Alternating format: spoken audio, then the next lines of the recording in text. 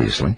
But Fiona Byrne, that's the bad news. Paddy can't be here. The good news hang is... on, you just said Fiona Byrne, that's the bad news. No, I took a breath. I said the bad news was... I think the look on Fiona's face said... No, that's the bad news. The Paddy can't be with us. But the good news is, and you tell... Well, I don't think it's any great secret now. Fiona Byrne is going to join us after the break. I can't wait to see her. She is so gorgeous, isn't she? She is one of the most attractive journalists. She and Suzanne Carbone. And we miss her. Well, she's going to make up for it tonight. Regularly for us. Well, can't we take an early break so she can come in sooner? We can if you stop talking. How about right now?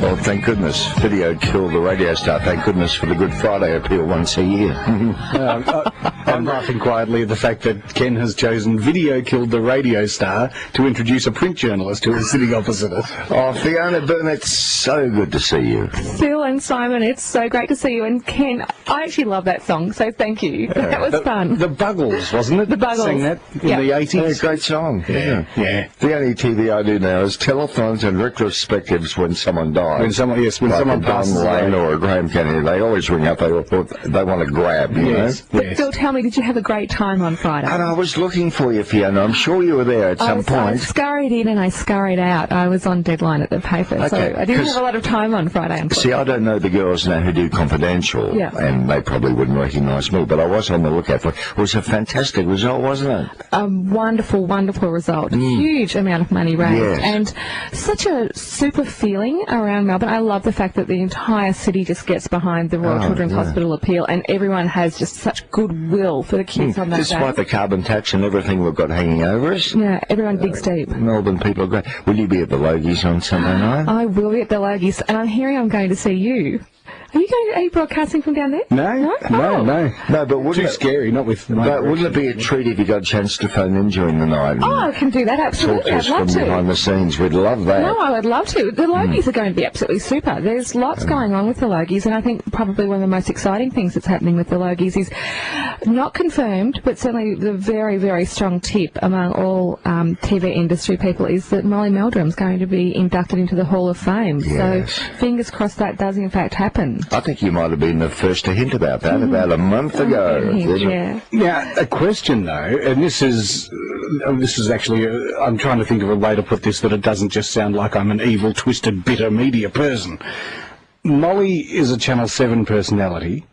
If Molly's going to make an appearance after his horrendous accident and long road to recovery, and all we've seen so far are photos, if Molly's going to make an appearance on television, surely Channel 7 would want the exclusive before he goes appearing at the Logies. Well, I don't think he's in a position to. I don't think he's well enough at this stage to make a TV appearance. So, if in fact he is inducted into the Hall of Fame, and as I said, the strong tip around town is that will in fact be the case.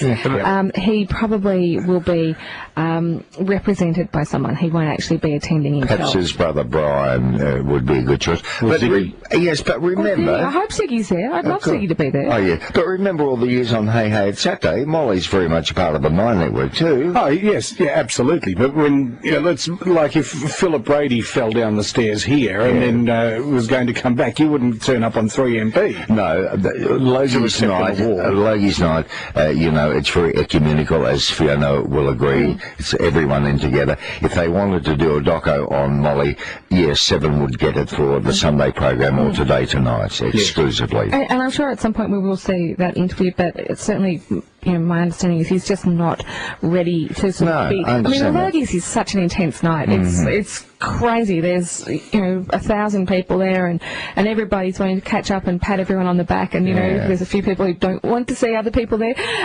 It's a very busy night, and I think it's maybe just a bit early for him to do anything in public. And did you also report in the Saturday Herald Sun that the channels aren't having their own parties after the show? Or is it TV Week are not having the party? TV Week isn't having their party. That's right. They usually do a party just outside the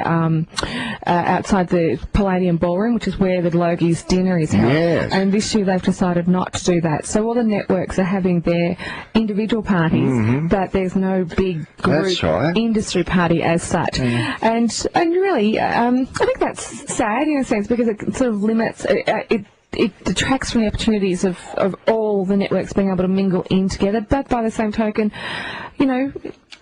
maybe it's a sign of the times. Maybe it's a sign of, well, we don't need that party. We can, we don't need to have that extra couple of hours of mingling and carrying on. Oh, I think they should. I think it's sad. Well, the networks are doing their parties, so they will be as exciting as ever. The network parties are actually terrific. And do you try and get to each one, do you? Yeah, do you jump from one to the other? I do. I try to sort of pop into each of the 3 network parties and say hello to a few people, and it's fun seeing everyone just relaxing. I suppose the fact TV Week aren't having that after Logie's party is pulling the belt in a bit because of the state of the economy and all? Well, they say that's not the case, but I think you'd have to... you would have to think that there's a bit of that going on. There is really no other reason to not have it. But should they have a party afterwards? I mean, there's been pre-Logie drinks, probably in the foyer, a wonderful banquet turned on with drinks provided. Why afterwards should they be obliged to throw another party? Because it's fun. Just because, You don't have to have a legitimate documented reason. Couldn't you stay in the ballroom an extra hour and circulate and see all your mates? No, it's time to move out with too many tables. I'm a spoiled sport, aren't I? Phil, how many Logies have you been to? You must have been to the Logies a lot. When Brian Morris was running Southdown Press, I was there every single year, about 15 in a row. Mm-hmm. And they would have been who was winning the gold Logies at that stage? Oh, people like Ernie Sigley getting gold Logie from John Wayne. But it was in the days when you had the big stars who like Gina Lollobrigida and Burt Lancaster and Glenn Ford. And, I loved all that Hollywood glitz. David Cassidy was here and Vic Morrow and all the stars from the different TV drama series. Although this year there's going to be a lot of glamour. Tony Bennett is going to be there. Is he going to perform? Will he sing? Yes, he is. He's performing, which will be terrific because he's just a wonderful performer. Saw him at the Region 2 weeks ago. He's 85 and he's singing better than ever before. Well, he's definitely going to be up on the Logie stage. Delta Goodrum, who's a gorgeous young performer, she's going to be performing her long-awaited new single. It's been 5 years between Has it been that long? Yeah, it's been 5 years since she's had new music, so it's going to be exciting to see her perform. One Direction will be there? Oh, yeah, One Direction. I think we're going to chat about One Direction a little later on. One Direction and Seal, who is the British artist who is here to do the voice. Oh, yeah, I've seen the promo. Yeah, he's going to be performing as well. Hey, a 9 flogging the promos for the voice. A better work for them. Well, they've invested a lot of money, but it looks pretty good. I mean, it's a show that's worked overseas in America, and it seems to have got a lot of viewers and a lot of support, and it's a format that seems to be quite a lot of fun. And just to mention the judges, they do have Delta Goodrum as a judge, they do have Seal as a judge, Keith Urban is one of the judges, and a guy by the name of Joel Madden is also on the judging panel. So they've certainly invested in superstar judges. Mind you, they spent a fortune promoting Excess Baggage too, didn't they? That guy to death. I liked Excess Baggage. I think I may have been one of the few people in Melbourne watching it. I never saw it. Was it a good show? Look, it wasn't a bad show. The problem with Excess Baggage is it didn't have that drama of, the big, huge weight losses each week. People were quite sensibly and methodically going about changing their life and addressing their personal issues and overhauling every element of their life, really, not just their weight. And so it was perhaps a little bit slower for the viewer than something like A Biggest Loser. So as a viewing nation, we're not happy unless there's a lot of drama and trouble. I think also it was launched up against The Biggest Loser on Channel 10, and I think really what it proved is that there is a market for weight loss shows, but the market's not big enough to sustain 2 shows in the same time slot. And rival shows in the same time slot, and one has to lose, and unfortunately it was The Biggest Loser that won, and it was Channel 9's Excess Baggage that lost. Now, speaking of Easter, how did you spend yours, Fiona? Well, Simon, I had the best Easter I can remember, because I have, I think really since I was last in here, my family's grown. I've got 2 nieces now. I have an 8-month-old niece by the name of Ashley and a 5-month-old niece by the name of Charlotte. Wow. And they're just beyond divine. I just can't get enough of them. They change every day. It's the most marvellous thing to watch, 2 little ones just grow, and they're growing up together. They're quite good buddies, even though they're very, very young. They're quite good buddies with each other, and they're just glorious. So we had the lovely family get together, and I have eaten more chocolate in my life than I ever need to eat. And sometimes Easter can be a little bit daunting because everybody brings lovely chocolate Easter eggs and beautiful presents. But this year it was so special because we were bringing gifts for the children and just seeing them have their first experience of this gorgeous, shiny Easter bunny. To take photos. Absolutely. And, they were playing with the wrapping, and then they realised there was something inside, and then they had their first taste of chocolate with their mothers going, oh, what are you doing? Oh, yes, don't poison our children. And they loved it. They absolutely loved it. They were just enthralled by the whole thing. It was great. Do you smell their hair? I love the smell of babies. Of course. Yeah. When you pick them up, they smell so fresh and gorgeous, yes. Except for later in the day. Does it make you feel very clucky? Do you know, I've never really been a clucky person, but it certainly makes you think more and more about family.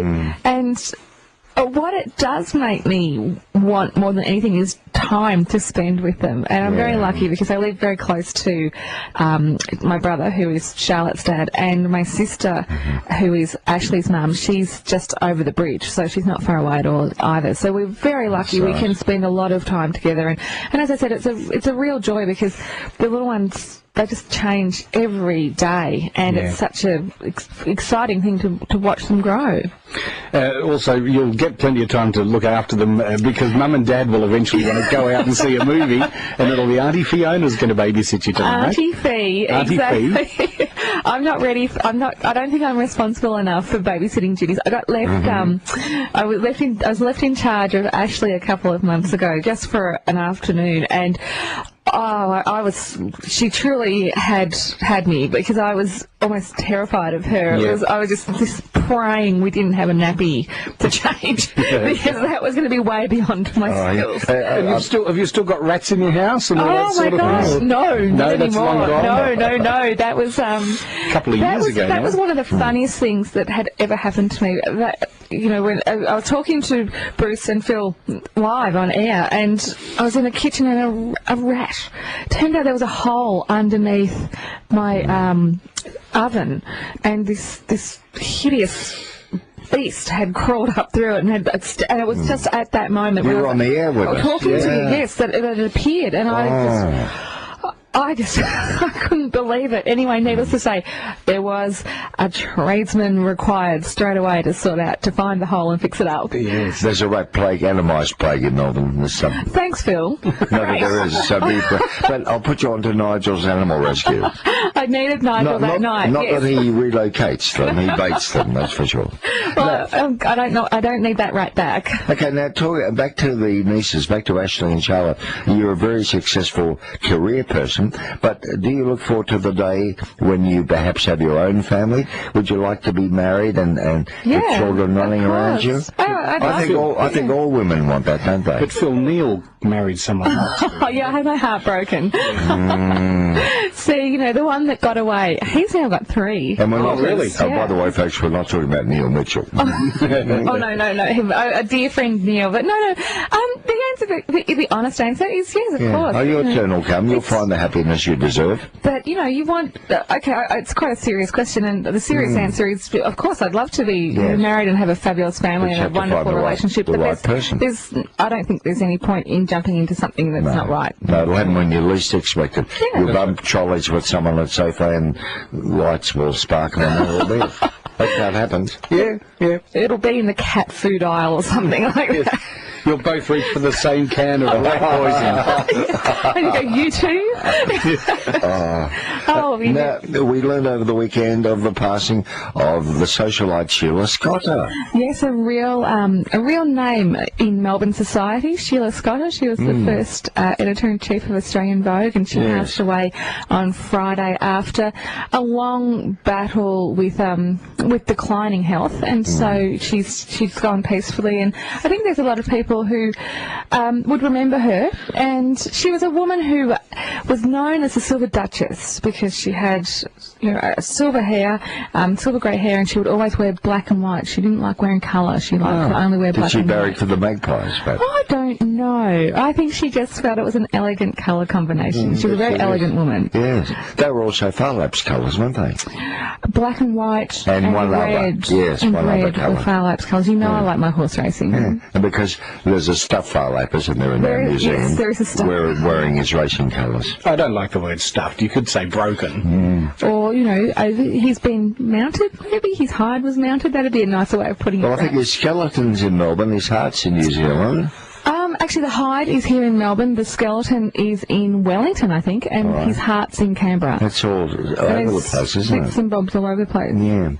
Now, I remember Sheila on the radio, I think, whether it was doing ads or a social column or something, but she had a very refined voice. Was she English originally?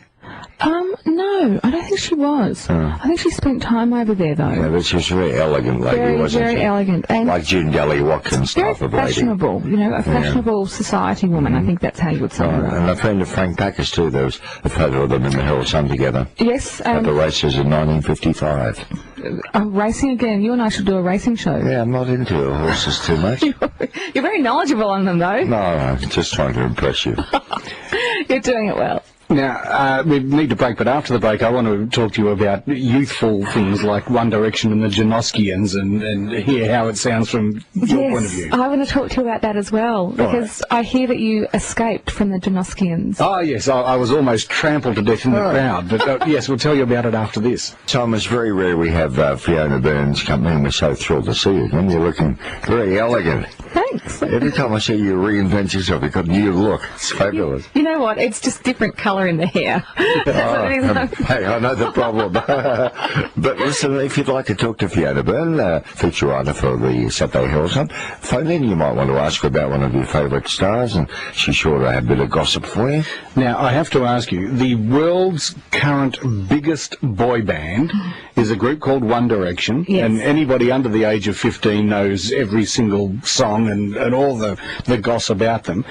They are going to be at the Logies, and I believe performing in the foyer or something. They're going to on do the red carpet. On the red carpet. Yeah, they're doing. I don't think they're quite aware of exactly how chaotic that is going to be. I think everyone is starting to get a handle on just how popular One Direction are. They are huge. And you're right, Simon. Anyone under the age of 15 is so tuned into One Direction. I had not a clue who One Direction were initially, and then I had to go and do some research and suddenly realised, oh my heavens, hello, here come it's like Justin Bieber. He's the hot young performer that all the teenagers love. Well, there's 5 kids in the One Direction band, 5 young, good-looking boys, and so it's the way we describe One Direction at the moment is like Justin Bieber times 5. Yes, and the girls love them. And there is, as with all good boy bands, there is a guy there for every girl. Yeah. So if you don't like the blonde surfer dude, there's the dark, moody-looking bloke as well. Do you know it happened 40 years ago at Bay City Rollers? It happened with the Beatles. The Beatles, Sherbet, Skyhooks, our own legends. But you're in an interesting situation because you have got young daughters. Teenage girls. And they must be so keen on One Direction. Shannon, my oldest teenage daughter, is 15 and currently in Italy on a school trip. She comes back on Thursday night, and she was just devastated that she was even out of the country for part of the time that One Direction are here. I know all the One Direction songs because the CD is on constantly in my car. Well, here's one of them. Yeah. If we play too much, I'll sound like Billy Pinnell. That's one of their songs. There's another one that starts off sounding exactly like a song from I don't Greece. think I could do it too. I think one's enough. Now, a couple of weeks ago, not the weekend just gone, but the weekend before, my daughter said to me, and this is still about One Direction, but just looking at it from another angle. My daughter said to me, "Oh, can we go to Luna Park? The Janoskians are going to be there." And I said, "Oh, maybe, no, don't even know who they are, who cares?" But she had a friend who also wanted to go, and they're good family friends. So Troy said to me, his the father of a daughter, a friend of Rachel's, said, "Oh, Caitlin wants to go and see the Janoskians. Do you want to go? We'll go and have a day thing. We'll go out and have lunch and drop in at Luna Park and see these Janoskians, whatever they are." So I said, "Yeah, okay, yeah, that's fair enough." So we've got in the car, we've driven down, and as we've turned near Luna Park to go down Ackland Street, because we park Safeway around the back. As we've turned there, this queue was coming out of Luna Park and all the way down into Ackland Street. And I said, "Who are these Janoskians?" And I said to Rachel, "Are they from England or America? Who are they?" And she says, "No, they're from Glenroy." And they're just local kids who upload stuff onto YouTube. They are a phenomenon. Just an incredible reaction. There were 6,000 kids turned out to see the Janoskians. I was watching your tweets. I follow you on Twitter, and you were tweeting about the chaos that was taking place. Are they the ones who just do mad pranks? Yeah, they're not even mad pranks. They're actually quite tame. Well, they don't sing or perform. Some of the stuff wouldn't be sort of approved and a bit frowned upon, but there's nothing worse than anything a John Cleese or a Barry Humphries has done. But they're quite harmless and quite healthy, aren't they? Harmless. They've never hurt anyone. Yeah. They're just young kids doing young kid stuff. Of course. Not too dissimilar to the sort of things my friends and I used to do, but there's nothing harmful in what they do. Good, clean humour. But 6,000 people turned out to see them, and they're local kids. One Direction is the world's biggest boy band. There'll be a traffic jam on Sunday. Sunday night at Crown Casino. I really hope they've got a really good police presence, because they're going to need it. Well, I know that the Logies organisers are taking it very seriously, and they put on a big show, and they're just hoping that everyone can enjoy it, but everyone enjoys it safely. They've been very responsible about it all. Oh, that's good. Adam Brand, the fabulous country singer. Great pleasure of being able to do a lot of interviews with him when he was taking part in Dancing with the Stars a couple of years ago, and he was just such a gentleman. I'm not quite sure if he's touring Australia at the moment. He was doing support shows for Taylor Swift not long ago, but I think he's on a break at the moment. He also put a cookbook out towards the end of last year, and I think he's just one of those fellows who can pretty much turn his hand to anything. So he was, he can dance, he can cook, he can sing, not too bad. Well, that's not surprise you. Bruce and Phil are Adam Brand fans, and he's been on our shows. Yeah, we've had him on a couple of times, yes. And he's won so many golden guitars, hasn't he? He did a fabulous song which we played at Anzac Day a couple of years ago called The Anzac. Great song, fabulous song. Yeah, it's a young man in a hurry, isn't he? Speaking of being in a hurry, it's already 7 to 9.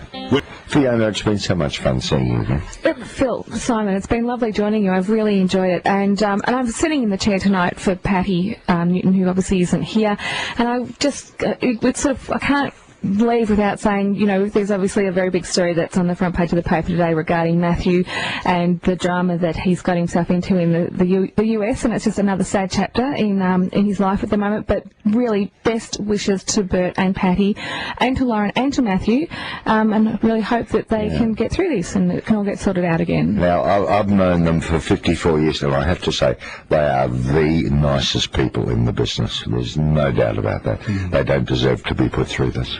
I just think it's very sad, when you're someone like Matthew and you have a public profile, and you get into strife, it always makes news, and it is news, and unfortunately Matthew just continues to make news for the wrong reasons at the moment. Yeah. Well, you make news for the right reasons, and we very much look forward to your spread in Saturday's Herald Sun.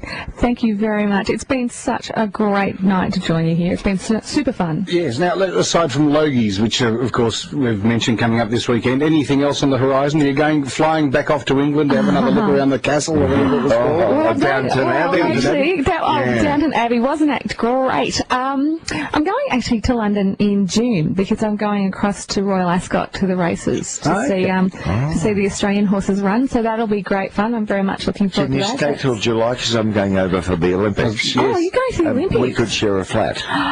And cut how much fun? Hang on, only a week or so ago, Phil was hassling Matt Munro Heathrow's daughter to try and get accommodation. Yeah, she lives out near Heathrow. That'll be handy. Yeah, so you were going to bunk in at her house. Well, she hasn't invited me. We've only met once in the Botanic Gardens. I can't be pushy. Nothing wrong with asking, Phil. If you don't ask, you don't get. Well, she's got a big house. She could put Fiona up as well. Yes, we'll all come and stay, Michelle. There you are. We can all catch the train. Because we all love Matt Munro.